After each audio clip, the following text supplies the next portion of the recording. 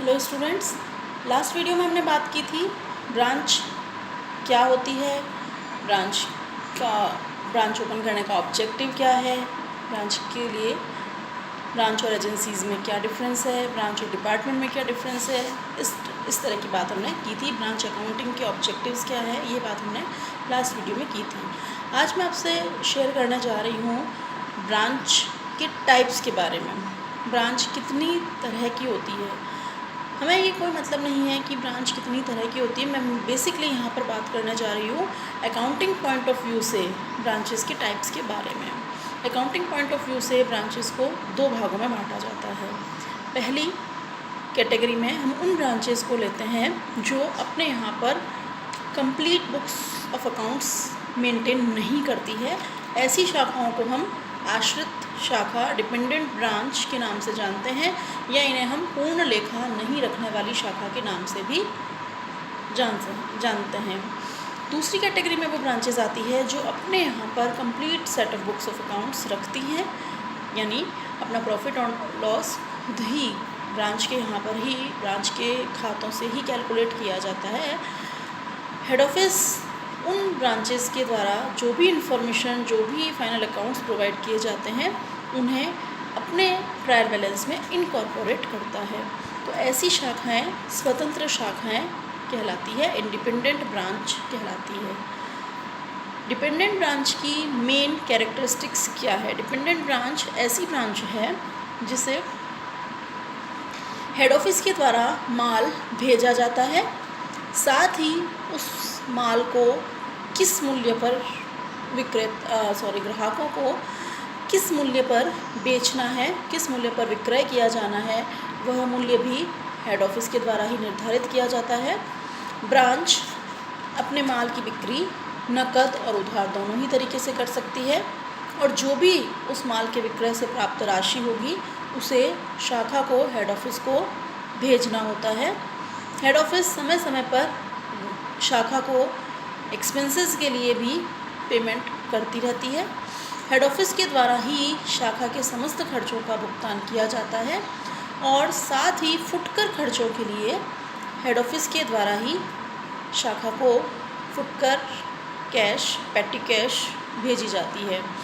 ऐसी शाखाएं जो होती हैं वो अपने यहाँ पर खाते मेंटेन नहीं करती है, अकाउंट्स मेंटेन नहीं करती है, और न ही किसी तरीके की जर्नल प्रविष्टियाँ करती है।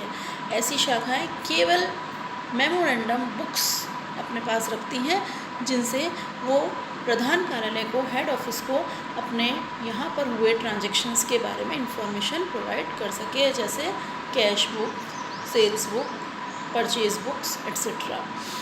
और वो at the end of period ये सभी इन्फॉर्मेशन हेड ऑफिस को बेचती है, जिससे हेड ऑफिस उस शाखा को कितना प्रॉफिट और लॉस हुआ है उसकी कैलकुलेशन करता है।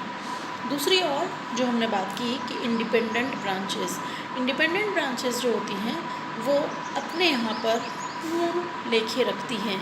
ऐसी शाखाएं जो बहुत बड़े स्तर पर, बड़े पैमाने पर कार्य करती हैं, वे अपने स्वयं के यहाँ बुक्स ऑफ अकाउंट्स मेंटेन करती हैं और अपना प्रॉफिट और लॉस स्वयं ही कैलकुलेट करती हैं।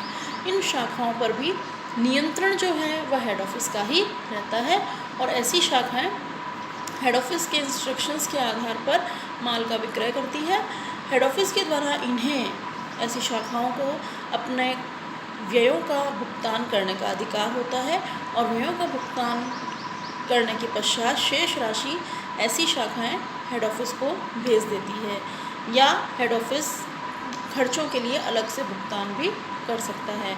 ऐसी शाखाएं अपना प्रॉफिट और लॉस अपने यहाँ पर ही अपने बुक्स ऑफ अकाउंट से कैलकुलेट करती हैं, और eight the end of period अपना ट्रायल बैलेंस हेड ऑफिस को सेंड कर देती है।